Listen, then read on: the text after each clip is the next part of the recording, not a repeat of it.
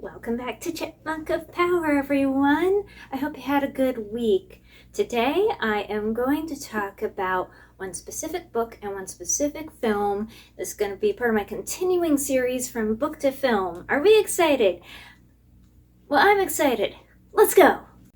Today I am going to take a look at the similarities and differences between a movie I don't own, so here it is, Bones and All. And I'm going to compare that with the book, Bones and All, which I also don't own. It's a library copy. Now, before I get started, I just want to make the point that, yes, of course, there are going to be spoilers. There are going to be many spoilers. I am going to go in depth on the plot of both of these. Also, the plot of both the movie and the book is not for kids. It's rated R, basically, because of violence and, well, you'll see. Now, a bit unusual because, of course, the book came first, as so often happens, but I saw the movie first, so I feel a little more comfortable going over the movie first, so that's what I'm going to do. Bones and All. The film was put out in 2022, distributed in the United States by United Artists. It is 2 hours and 10 minutes, and stars Timothée Chalamet and Taylor Russell.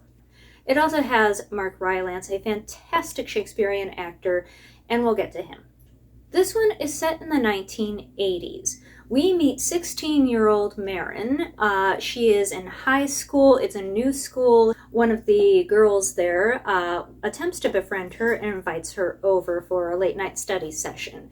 Marin goes to her house with a few other girls, and of course they end up talking more. Marin moves closer to her new friend, and we think maybe there's going to be an encounter or something, but no, she ends up attempting to eat her finger. Marin then runs home. Her dad hears what has happened, packs up, and they immediately leave. This is not a new thing for them.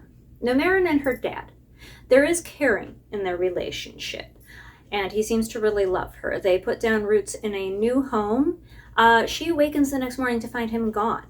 He has left her her birth certificate, some money in an envelope, a quick note, and also an audio cassette or two. This is the late 1980s. She does have a Walkman.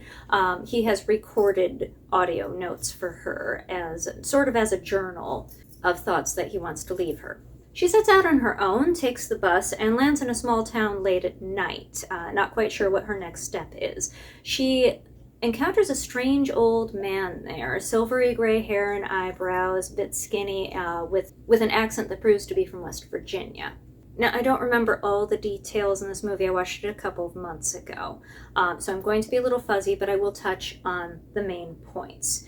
I believe it is because she follows him that she ends up at the house of an old woman, and she only knows it is the house of an old woman because she finds the old woman lying on the floor of her bedroom in the throes of death. Now, Marin's issue is that she has a compulsion that she cannot help. She gets a hunger every now and again and devours people. The Drifter says he is like her, that he also is what he calls an eater. He says the difference is that he only eats people after they are dead. So he is waiting for the old woman to actually die so that he can eat her, which he then does.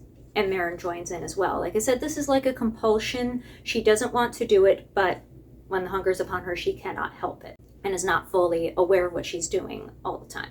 The Drifter introduces himself as Sullivan, or Sully. He makes her some food from the kitchen because they both also eat people food. And he shows her a disturbing yet impressive chain made out of hair from his victims. He also informs her a lot about himself and those of their kind. Now, the victims are not devoured whole. This needs to be pointed out. In the movie, they are just eaten, but then there will be a decent amount of body left over. Like I said, this is not for kids.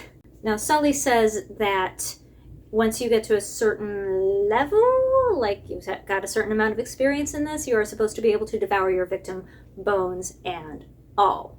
But even he does not do that. Marin and Sully part ways. She ends up at a convenience store where she encounters a man making trouble. A younger man tells him off, tells him to meet him outside to settle the matter. When Marin heads outside, she sees the younger man alone exiting an abandoned building next door. This is Lee. He is skinny as a rail and a redhead, and he is like Marin. Like Marin and like many others, he takes mementos. Marin tends to take mementos, just little things, from the people to remember them and sort of apologize in a way, sort of atone. But Lee is out on his own, has been out for longer, and he just takes what he needs. So the man who he has just devoured, he takes his truck, and he gives Marin a ride. But first they stop off in Virginia because he has a half-sister there who he is somewhat devoted to, and he has promised to give her driving lessons. Then they head back to Wisconsin.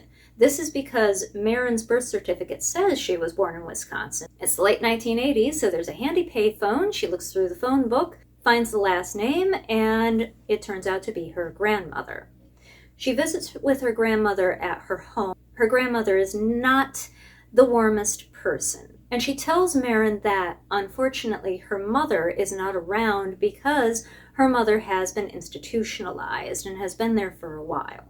Marin goes to the asylum. They caution her not to expect too much because her mother's pretty out of it. Now, her mother does talk a bit, but Marin doesn't get much from her in the way of answers. She finds that her unfortunate mother, being stuck there with no way to satisfy her hunger, has chewed off both her own arms down to the elbow. Then she attempts to attack Marin, but is restrained. Now, there are 2 points I want to slip in here because I'm not exactly sure when they happen. Marin and Lee, while they're on the road, they stop at a fair and have some fun riding the rides. Again, if anyone's wondering where they get money, well, Marin had money from her father, but also it's one of the things they tend to obtain from people who get devoured. So Lee had some from the man's truck and his wallet and etc. So they ride the rides at the fair. Lee plays the game and flirts with the vendor and sets up an assignation for after hours at the fair. He meets up with the man, they have adult relations, then he kills him, all while Marin watches from afar. He then feasts upon the man and Marin joins in. Now, Lee had actually picked this man because they thought he was single, he had no wedding ring. Unfortunately, when they visit the man's house, they find that he has a wife or girlfriend and a child. So they get away quickly before they can become involved in an investigation. Now, also somewhere in here, but I don't recall exactly when, they encounter Sully in the woods. Just out in the woods, no cabin or place to stay especially, but they sit around the fire with him and 2 others, 2 acquaintances of his who are also rather disturbing gentlemen, but are eaters like themselves. Lee and Marin become disturbed enough by the situation that they make a hasty escape as soon as is possible. And once more, at one point, Marin is traveling on her own when Sully just happens to cross her path at a roadside stop. Marin has trusted Sully up until this point, but this is a little too much of a coincidence. So she realizes right away that something is off, and she refuses to go with Sully when he requests it, which angers him. But they do part ways there. Now, Marin and Lee head out into open country and spend some time just being together, but of course it can't last. They bunk in an abandoned house, and Sully finds them there. He attacks Marin while she is alone. Lee returns and intervenes. Sully is killed by his own knife, but also, unfortunately, Lee receives a fatal wound. His last request is for Marin to eat him bones and all, which she regretfully does. She then sets out to live life on her own. Okay, so that is all I remember from the movie. It's a lot. It's also actually kind of sweet and romantic, but you may have to see that for yourself to believe me. As to the book is by author Camille DeAngelis, if I'm pronouncing that right. It was published in 2015 by St. Martin's Press and clocks in at 292 pages. It is set in 1997, which is very interesting. I actually think that setting it in the late 80s works just that much better because of the way that Marin has to keep picking up and moving on to avoid detection. and it's just that much easier the further back you go. Now, in the book, there was a big change that I noticed right off the bat. Marin is being raised by her mother, not her father, who shuttles her from place to place. Her mother is an excellent typist and usually able to find temp work. We learn quite a bit more about their past up until this point. Marin's first attack came at roughly the age of 2, so she doesn't really remember it. She knows it was her babysitter, though, and the only woman she has ever attacked. The second attack is not until age 8, a boy from her sleepaway camp, but from then on she has an attack roughly once a year. So perhaps this is akin to the throes of growing up. Now, another change is, as per the title, when someone is devoured, they are literally eaten, bones and all, leaving only their accoutrements, which makes cleanup a lot easier. They just tend to sweep it up and put it in a bag and clean up any other mess they make. And victims then become listed as missing persons. Now, we get a thorough listing per Marin herself as to her kill list. She writes it down in her journal as a sort of confessional. As in the movie, Marin and her mother don't keep much, but Marin does have a small pack of mementos, one little thing from each boy who she has killed. And every now and again she'll get out and sadly look through them and think what these boys might have been had she been able to restrain herself like she wants to do so bad. Marin's mother is as kind as is possible to be under the circumstances and gives her a proper 16th birthday. She gives her gifts. She takes her out for dinner and takes her to a movie. They see Titanic. But the next morning, Marin awakens to find her mother gone, having left only a note, her birth certificate, and an envelope full of cash. There are no audio cassettes in the book. Marin sets out on her own, aimless, but she does decide to try to find her maternal grandparents first. She has never met them, but she does have their address off of an old envelope. On the way, she is taken in for the night by a kind old lady. She and the lady talk for a little bit, and she offers Marin a spare bedroom, so Marin lays down. She gets up in the middle of the night and finds that the lady has passed away of natural causes. Not quite sure what else to do, Marin goes back to bed because it's a bed for the night, and what is she going to do? Submit to questioning? But she's shortly awakened again to find a man in the house devouring the woman's body. Marin saw this man on the way to the woman's house through the window of a bus. He looked at her with recognition and waved at her. He is a skinny, gray-haired man with bushy eyebrows and a West Virginian accent. So this was pretty dang similar. He claims he eats those who are already dead and introduces himself as Sully. He cooks her a meal and eats a lot of other food too. Oh my gosh, this guy says he's always hungry. He shows her his own special memento, which is a long rope made of his victim's hair that he braids together. The two of them part ways the next day. Marin finds the house with her grandparents, but she's too afraid to go in at first and peeks through the window, which it turns out it's a good thing she does, because this is where her mother has gone. And she sees the three of them talking, and her mother break down, and her grandparents comforting her, and realizes that this is a place where she will never be welcome. So she then decides to head for Friendship, Wisconsin to find her father. Nearly out of money, she ends up hitchhiking until she is stranded at a Walmart. While walking around inside and shoplifting the occasional bit of food, she encounters a drunk man who is making trouble. A young man comes up to him, tells him to meet him outside. Marin heads outside, does not see them, but she does see a young Walmart employee who talks to her. He says he saw her shoplift, but it's not a big deal. Even his manager does it. He buys her some food and lets her sit in his truck for shelter while he talks to her. He then tries to put the moves on her, and she devours him. Even though, again, even in that situation, she still doesn't want to. She has learned to recognize the signs of the situation by now, but that said, she doesn't always take steps to avoid it. So the other young man who told off the drunk sees this, and he talks with her, telling her she is just like him. This is Lee. In the book, he is a dirty blonde, but other than that, he's fairly similar. Lee has eaten the drunk and taken his truck and his hat. He offers for Marin to go with him. He has to stop in Virginia to give his half-sister a driving lesson, but then they will head back. Things proceed as said. On the way to Marin's father, they spot a small fair, stop and ride some rides. While riding a ride, Marin spots Sully, apparently by chance. He tells her he has a small cabin in the area, and he heads up there every now and again.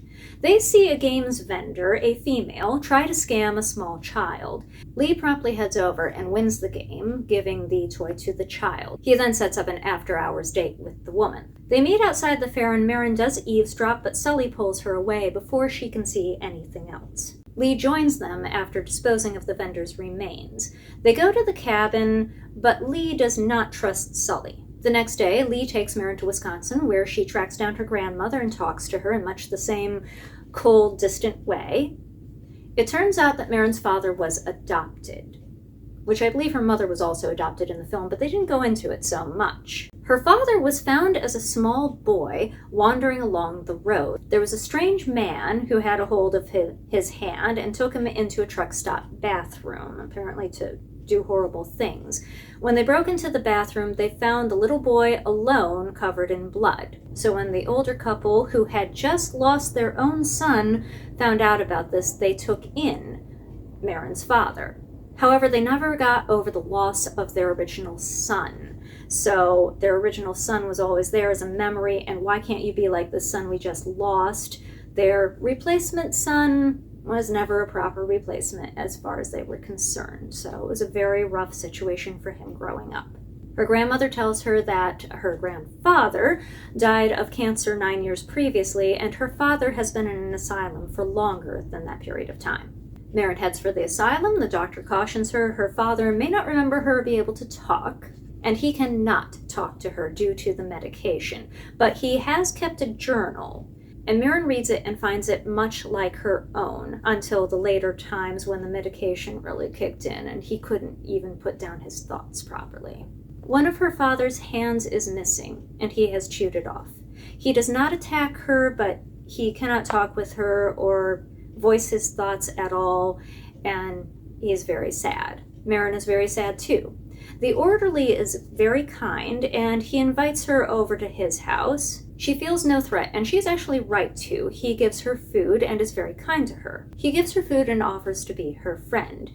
He has been taking care of her father for so long that he knows all the details. He knows about the eating, and in his situation, he is so desperate for companionship that he wants to be her friend and take care of her, and he is willing to take the chances of possible consequences. But Marin wants none of this, and she leaves to go to Sully's place. Once at Sully's, she finds it momentarily deserted. She pokes around and finds various mementos stuffed in the cupboards, including ones of her father. This makes her realize that Sully has not been honest and may be a danger to her. Sure enough, he returns, and he tells her that, in point of fact, he is her true paternal grandfather. This makes him no less dangerous, and he attacks her. She manages to hit him over the head and escape.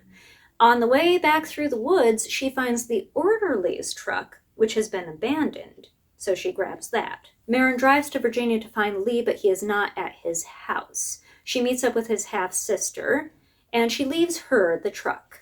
Hitchhiking back to Wisconsin, she comes across Lee. They travel together until his truck breaks down, and then they hitchhike together. A college student picks them up, a single girl who flirts with Lee and tells them they can crash in her dorm room. Once there, she pushes Marin out and tells her to sleep in the common room. The dorm supervisor finds Marin there and kicks her out. The next day, Lee finds her in the park, apologizes to her, and tells her that the college student is no more, so they can squat in her dorm room for a little while, which they do. This works in Marin's favor. She uses the girl's ID to scope out the library. But, again, good things cannot last, or good things. Sully tracks down Marin and finds her alone in the dorm room, where he once more attacks her. She fights back, and Lee enters to finish the job. He ends up eating Sully. Then, he offers himself up to Marin. Kind of like another big moment that would be in a lot of teen romances, except this is perhaps a little bigger of a, quote-unquote, I'm using the quotes a lot, sacrifice. He wants her to eat him, which she does. Now alone, Marin has to leave the dorm room when the student's friends come asking after her. She has money obtained from the orderly's truck and also from Sully's various tchotchkes. So she uses this to get a room in town, and she also obtains a small job at the library. While working at the library, she gains the attention of a male student, and they start a small relationship. Now, although she doesn't necessarily want to, Marin has more come to terms with who she is. Things progress between them. She warns the boy flat out, but he doesn't listen. She didn't expect him to, and has accepted that this is how it will be from now on. So yes, happy, joy, super fun. These are not happy stories. I'm just going to say stories because they're different enough. So, you see, same but different. I think both ways of telling the story have merit, and it's worth checking both of them out if this is the type of story that you can deal with. It is definitely not for everyone. There are many parallels to be had with the compulsion of eating and it being something that is part of you that you cannot help, but at the same time, a parallel though it may be, it is actually the killing and eating of people, so I can see where that would be difficult to read. It's a bit much to wrap your head around. However, both stories are very well told. The book is very well written, and the movie is very well shot, and both narratives are very well relayed. So yes, I recommend them both. Not one over the other. Check one or the other out, or both, if you've a mind to. So that's it for this week. I will see you next week with something new. I don't know what yet, but I guess we'll both find out at about the same time. Until then, you have a good week. There's a lot going on in December, at least here in the US, and it can be a lot to deal with. So you make sure to take some time for yourself when and if you can. Take care of yourself and take care of each other. And I'll see you next week. Bye now.